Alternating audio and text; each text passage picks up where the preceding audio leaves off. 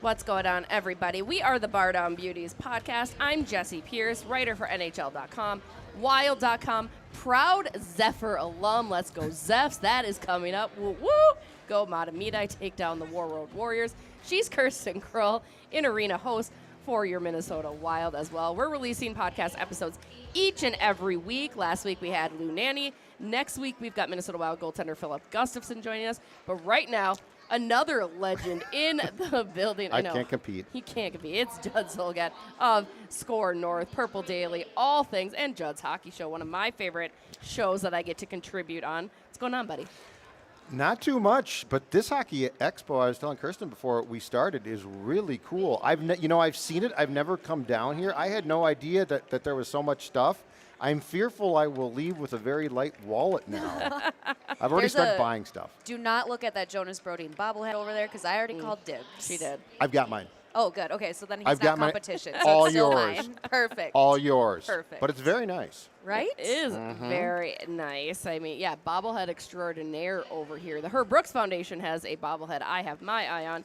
And by bobblehead, I mean bobble man because it's like 3 feet tall of Herb Brooks, but it's a bobblehead. It's absolutely awesome. It is absolutely. I could see that smack dab in the middle of my office because if I were to actually, now it's big enough to be in a main room. Yeah. But if I were to put that in the living room when my wife Dawn got home, let's just say I think I would be told to, one, where the heck did you get it? And two, move it out of my living room right now. But it's great. Yes. It is fantastic. Can you go buy tickets so you can outbid Jesse, please? I did buy one. We, Yeah. We More? can It's- start, You're going to need more. We can start a fundraiser for How many it. did you buy? Don't worry about it. Don't ask the questions. Oh, that see, you she don't want told me answers she had to. bought. She told me she had bought one. She bought more than one, so Oh. I we need need it. you to I get told in the my mix. husband that I Oh. might be bringing home a 3-foot Herb Brooks bobblehead. Basically, you brought me over there to buy a ticket, which is genius, and I'm sure it's a good cause. Great cause. You didn't tell me that you probably bought like 5 of them. and It's so going home with me. I have no. She I got schemed so. you. I got so duped. You did, and I love I got so I'm a duped. I love salesperson. that you're realizing it now. You know what? I've been married for approximately 30 years. If men don't realize that they're going to get outsmarted by now, they'll never realize it. It's a simple game. That's- Like, you guys are very smart about how you approach things, don't get me wrong. But, yeah, I'm so used now to saying, you know what, okay, I really can't compete. That's It fair. happens. So, It happens to thanks, the best of Jesse. us. No thanks for problem. I hope I win. I hope I Just, win. you know now. what, thanks for supporting the Herb Brooks Foundation. That's really You know what? it's It's a all great about. foundation. It's Great fantastic. foundation. It's a great foundation. Fantastic. And you're a halfway supporter of the Minnesota Wild, I believe, correct? How are we feeling about the Wild now that Kirill Kaprizov out with a lower body injury 3 to 4 weeks, which feels generous considering the fall that we all saw him take after Logan Stanley took a piggyback ride on him in Winnipeg. Yeah. What do the Wild do now? We had Dave Mizutani join us yesterday. He touched on it. What's, from your perspective, what's going to happen with the Minnesota Wild without Kirill Kaprizov? Well, if he's not back for the start of the playoffs, which is possible, these timelines are, one, their hope, and two, I know you guys are going to be shocked by this, but sometimes teams fudge on the truth. No, I They know. wouldn't Not do Dean. that. No, I'm telling you, I figured it out. What happens is sometimes they don't tell you the whole truth, especially when hockey gets away with the greatest injury thing of all time. It's a lower body. So did he rip his hamstring, his groin, a knee, all of the above? It's a lower body. Don't worry about it. Next, you're going to tell me that there's teams that weren't messing around with the salary cap, hiding players at the trade deadline. No, they wouldn't do that. Never. That's a bridge too far. That's a bridge far too far. So anyway, my feeling is this. After a few days to digest this, okay? If he's not back for the start of the playoffs, ask me then, because that's a totally different thing. I can't see getting by Colorado without him. But, you know, I've been saying for a few weeks now, even with Kirill, that this is the 2003 team basically over again. And in that, I mean, when they play how they're supposed to play, which is really it's not a fun style if you're watching it and you're not a Wild fan, but if they win, you don't care. Yeah. But I really think what we're going to see here, if he can come back, is they're going to have to devote themselves even more. And we've seen this, you guys. There's been times where they are into the system, and there's times when they deviate from it, and when they do, they'll lose. But I think what we're going to see is, one, a test of Dean's coaching, even more so, and two, it's not like they were scoring a ton of goals with Kirill. Now, his loss is huge because he was scoring goals. But the reality is, if they can get some guys to pick up the slack and also play a style of hockey that I would guess as a player is not a lot of fun to play, I think they can weather the storm. Like, I don't think they're going to fall out of the playoffs. Calgary lost again. Yeah. Calgary's a mess. The Jets are a mess. So I really think the key thing is, assuming he can be back for game one of the playoffs and in healthy and a semblance of himself, I think the most important thing is to double down on how they're playing, shut teams down, and although the game has changed since 2003, play the 2023 version of the trap. Yeah. Which is sort of what they do now. Like, I mean, it's not, like, if you think about the scores, this isn't high-flying, this isn't the 2021-22 team. Right. Yeah. And they shouldn't be expected to be. I mean, we've talked about this on Judd's Hockey Show. Again, you guys could stream that, check it out. It's not the offensive team, and none of those players should have been expected to produce at the level that they were last year. Now, you've got Sam Steele replacing, quote-unquote, replacing Kirill Kaprizov on that top line. That's got to be just a one-game situation, right? You know, Sam Steele played so well in the game that he got back for last week. Where was that? He came back, I think it was in Calgary. In Calgary, he played really, really well. So I think what they're going to do is reward him for that. And I saw, and this is why I absolutely adore Twitter.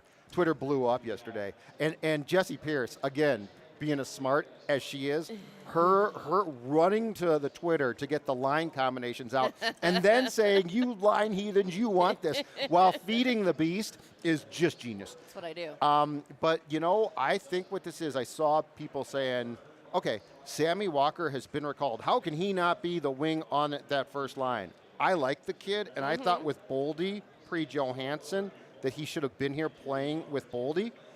But we're talking about trying to slow it down again. Yeah. Like, my question is this. Okay, let's say they put Sammy Walker on that line.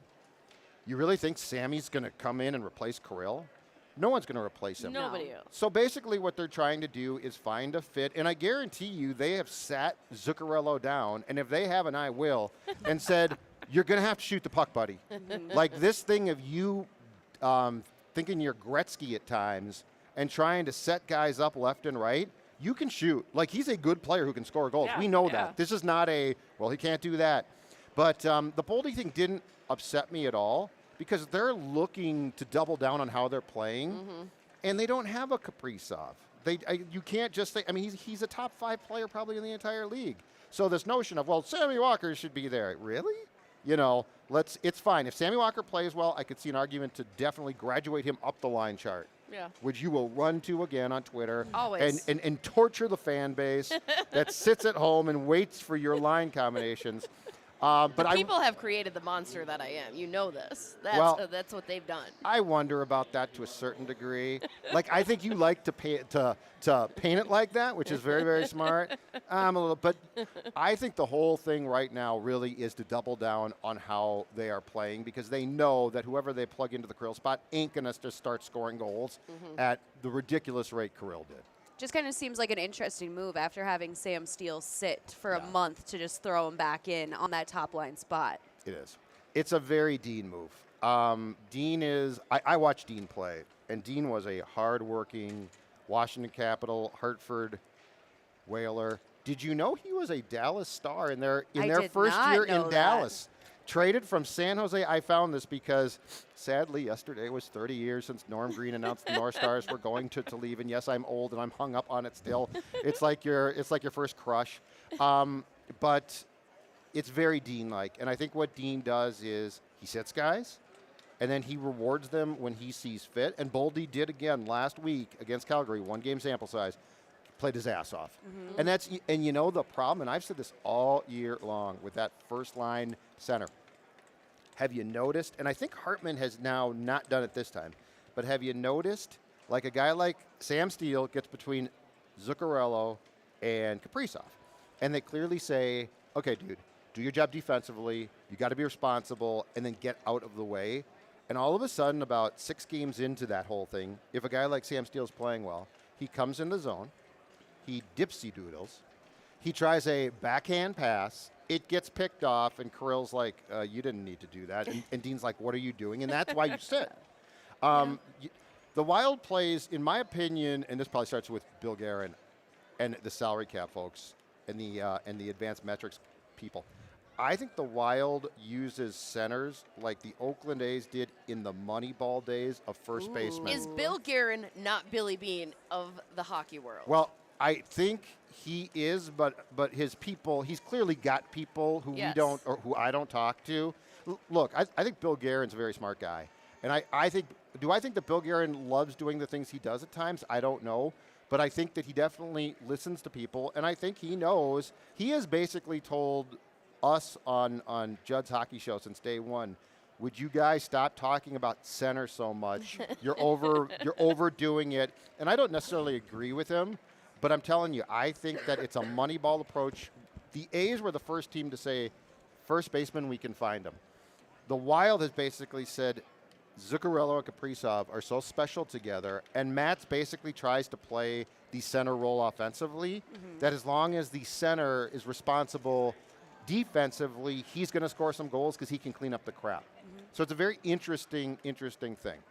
There's no replacing a Giambi. There's no replacing a Kirill Kaprizov. Well, and that's the question. Right? Yeah. Can you plug in? But yeah, Kaprizov, if they don't have him, or if he's a semblance of himself for the playoffs, I don't see a path. I'm not sure if you guys do, but I just don't. That becomes such a huge ask for this team to shut down Colorado, because unlike 2003, the rules back then allowed you to hook, grab. I mean, it was the physical. Wes Wald hockey. was going to breakfast with Forsberg. Like he was sleeping on Forsberg's floor, and Forsberg would wake up and couldn't go to the bathroom because Wes would stop him. You can't do that now. So that's the one where, I don't know that you could expand this into the playoffs, but I do have hopes that this doesn't have to come off the rails. And I also think this, you guys, the next 2 games, so it's the Sharks tonight, which is Saturday. The next 3 games are winnable. Yeah, and but I'm just saying, I think tonight is going to be incredibly interesting to see what the dauber of the team is. Yeah. Because if you're like, you'll be able to tell very quickly if it's as Bruce Boudreau would say, the woe is me. Oh, Kirill's out. Oh, God, what are we going to do? Sharks lead 1-0. Oh, my God, now we're down. Sharks lead 2-0, right? Yep. So, we're going to see the resiliency of this group very quickly.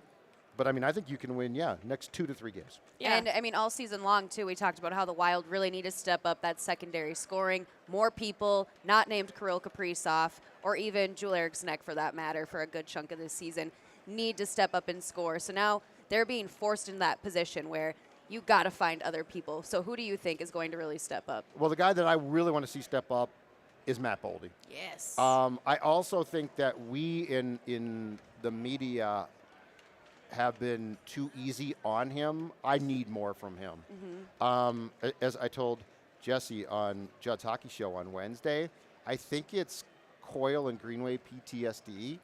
But when players that size and with that skill set start to sort of just disappear at times, I get very scared. Because, I was Charlie Coyle's biggest fan at one time. And I saw on Twitter a couple nights ago, Bruins Twitter, I guess he passed up 1 or 2 just great shots. And it's like, you can't do that.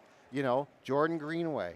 But, Kristen, here's the thing that I want to see, too, okay? So, the secondary scoring, and we think of it as, can they score off the rush? Can they score, can they score from the circle, blah, blah, blah. I want to see them go to the net, get in front, because the game today, you basically can't move people now. I can't cross-check you.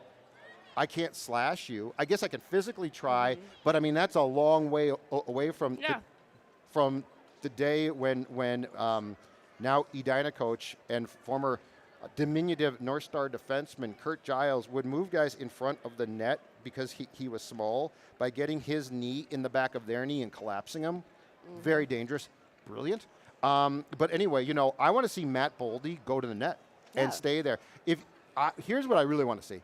Watch what Eriksson does brilliantly on the power play, which is he parks himself there and he's a pain in the butt. I want to see Boldy. I want to see a lot of these wings because they're not super skilled guys, and that's fine. But I want to see those guys go to the net, get in front of the net, establish position, and then I want to see. And I know this is going to sound really weird because it's almost a bad thing in today's game. I want to see shots. Call me crazy. If you shoot the puck, things might happen. Lou Nanny, who is still, by the way, brilliant on the Class AA tournament coverage on 45, and he's told me this forever, and he keeps harping on it with high school kids, and he's right. I don't know what's happened to this sport, but this notion that you have to score pretty goals, top shelf goals, is one of the stupidest things I've ever heard. Go to the net, get in front of the net, shoot the puck. Klingberg's actually really good at this. I've seen this. He flings the puck. That's all I want. It doesn't need to be a gorgeous slap shot, and then look for deflections. Right. That's how you make up the difference. Well, and the fans all season long have been yelling at the team to shoot, so you think that they would have listened by now. Everyone wants to score nice goals, you guys. I know. And that has been. I mean, I think that's why you saw the roller coaster of a year that Minnesota has had. They had this idea in their head that their identity was, oh, we're superstars. We're pretty goal scorers. We're high goal scorers. No, you're not. Like, you're not. As the famous Herb Brooks said, again, sweet bobblehead over there, as he said, which I bet you are not, you don't have enough talent to win on talent alone. And Correct. the team does not. So, I mean, seeing the way that they're playing, finally succumbing to the identity of the defense first team has obviously helped them. And I think they're comfortable with that. That being said, you need to shoot. I do. I hate it. My dad is awful at it, constant, shoot the puck. I'm like, well, they are. Or like the lanes. And granted, again, it's very different on the ice. I understand. But also, they're passing up. They're only looking for the certain lanes. And it's like, Correct. no, you need to throw the puck. You get Amen. weird bounces in hockey. You get weird things happening. As you said, Judd, there are those deflections. Just put the puck on net. And certainly good things could happen. Yeah, that's the thing, too, is I understand not wanting to shoot into a defenseman who's going to block my shot. Like, if he's down in front of me, I totally get you go to the left or right or something like that. But you're right, Jesse. It's like everybody, and this goes down to high school now. Yeah. Everybody's looking for the perfect lane, and it's like, okay, one, that's not there. And yes, when you're on the ice, it's a different ball game. I get that. So I'm not saying that, like, me from the press box is like, well, that's there. Why doesn't he see that? But watch Klingberg and watch how he flings the puck at the net. That's the thing is, and because you can't move people like you could at one time, the ability to have screens, the ability to have guys randomly standing there for tips, it has actually gone up. The amount of goals we now see when guys put the puck on net that deflect off their own or deflect off the opposing players is huge. Yeah. So I think in the absence of Kirill, nobody's going to take his place. But I think it also has to be a strategy. And I think the other interesting thing that we are going to see here too, and he's done a good job with structure going into games. He's not great in games, but I think he's going to be tested and hopefully develop. Dean Evison coaching in games. Yeah. I think that's going to be incredibly interesting. I think you're going to have to be more flexible, not with how you play. That's incredibly important, and I think he's got that down. But line combinations, I appreciate he likes set line combinations, but there have to be times where in game you say. I appreciate that he likes set line combinations because it makes my job easier, Judd. I know it does, and it makes mine simpler too because I can just write the combinations down once. I mean, with Jacques, there'd be 50 line combinations. But you're going to have to get creative at times. You're going to have to see if certain guys are clicking. You're going to have to give them an opportunity to click and not be like, Matt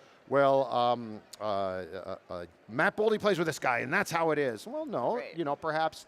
But I think this is going to be a really interesting window into an opportunity to see both mentally and on the ice how this team takes being without a superstar player.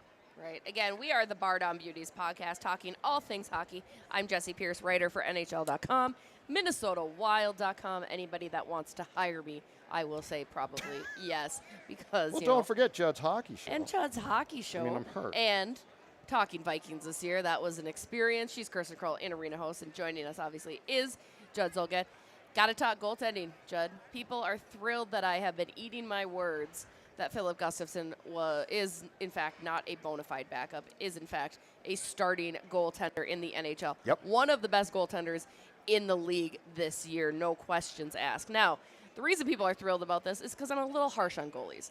It was on your podcast that I called for Kaapo Kähkönen to be traded. I said Cam Talbot stinks. Still stand by those statements. Philip Gustafsson, however, absolutely phenomenal. I have all the faith in the world. It's his net. No questions asked. Boy, this is an interesting one. Okay, so I don't disagree. He's played fantastic. Yes. And I don't think I've found anyone who said, told you so. No, Like, nobody. I don't think I found any. I think we Bill all. Guerin said he had no idea Yeah. that was there. And I really thought that he was going to come in as a number 2, and he was going to be the number 2, and that was his role. And his first couple games, although Flower didn't play well either, it was like, okay, this definitely is a number 2 goaltender. And he has been marvelous. I love the demeanor. He never changes. They win, they lose. I wouldn't call him bubbly, but I certainly wouldn't call him surly at any point. He's just always, and I love that. Now, let's talk about the plan, though. So I think he starts the playoffs. If things continue, if all things are equal. But, if the structure that this team is playing remains, and they can make, and let's say Kirill comes back and plays fine, and they make any type of run, I think you'll see both goaltenders at some point. Yeah. Unless Gus stands on his absolute head. But, if you can get past the first round of the playoffs, that's a long, potential amount of games. Things change. People struggle. So I do think that there is definitely a room for both goaltenders to play. And I think the combination, though, has turned out so well. And yes, Fleury has struggled at times, but he's also played well at times. Yes. I think he has like a bad game, and we're like now, well, see, he's 38 years old, he stinks. Yeah. Well, and here's the fair. thing, and I do have to remind myself of this.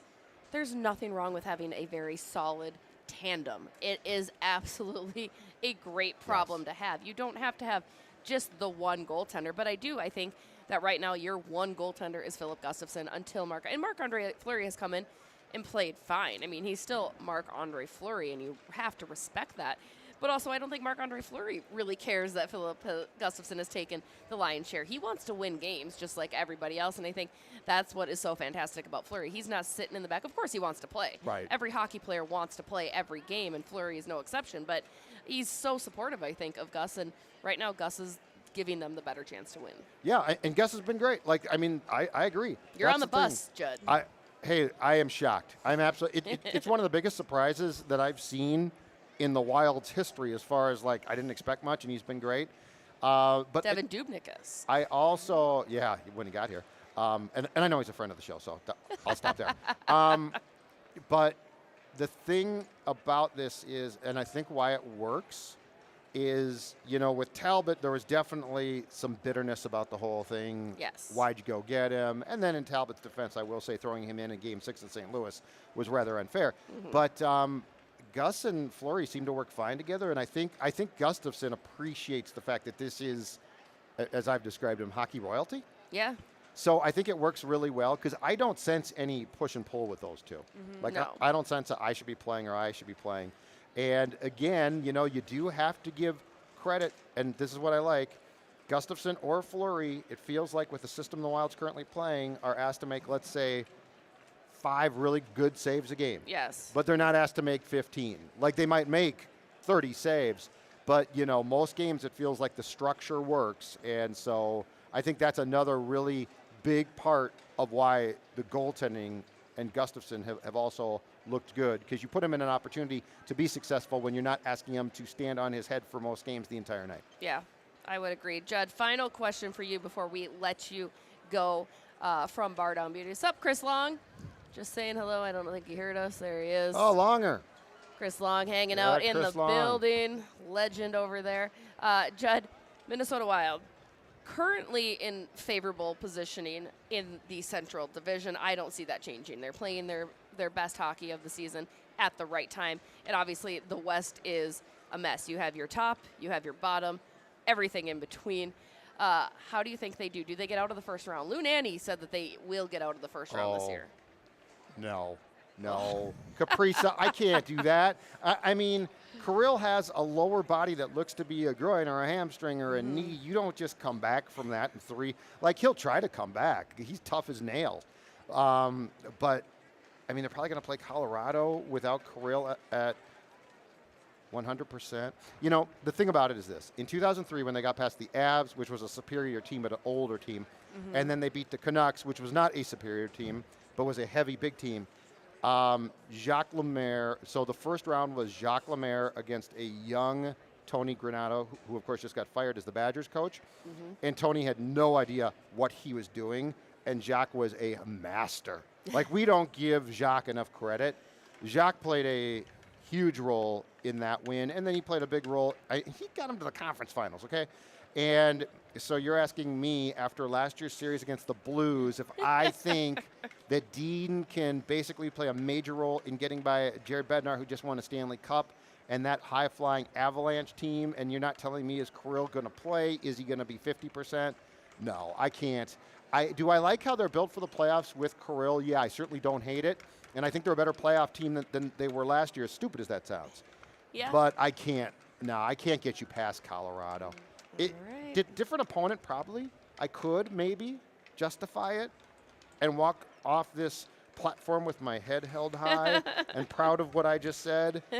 But you know what? Sports Dad can't lie. Sports Dad can't lie. Judd, let people know where they can find you, where they can follow you, all your content and takes, good or bad. Yeah, a lot wrong. Score North at all the places that you can find your podcasts, YouTube as well. We've got the Mackey and Judd Show, which is weekdays. We've got Purple Daily, which is a Vikings show every day of the week. Judd's Hockey Show, as Jesse said, she appears on Wednesdays. I think you were supposed to be on twice a month, and then I'm like, darn, let's just have her on. And Phil's like, well, be careful on the salary. And I'm like, I don't think she cares that much. So yes, all of those good things. And then Score North also has a Timberwolves show. We don't have a Twins show yet because they haven't really shown that they deserve that. But thank you. Yes, those are all the places. And you can also find my stuff at my written work, Minnesota Hockey Magazine, which I think you do work for as well with Brian and company. I do, exactly. And you're on TikTok. Well, I'm on the Score. I think I'm only on the Score North TikTok. I'm on Twitter at Judd Zulgad. But yeah, the TikTok, I think I'm on the Score North side of things. I do not have my own TikTok, although for 53, I am far too addicted to a platform that's not built for my age. I love it. Again, he is Judd Zulgad. We are the Bar Down Beauties, bringing you hockey takes and talk each and every week, all day long. When we come back, Natalie Darwitz, hockey legend, will be joining us. And one more shout out, go check out the Minnesota Whitecaps booth while we're talking girls hockey. Mention the Bar Down Beauty sent you. They will give you free tickets to this weekend's series. You can choose from tonight's game or tomorrow's game. Again, go visit the Minnesota Whitecaps booth. Let them know the Butte sent you. Get some free tickets. Go support this squad. We'll be right back.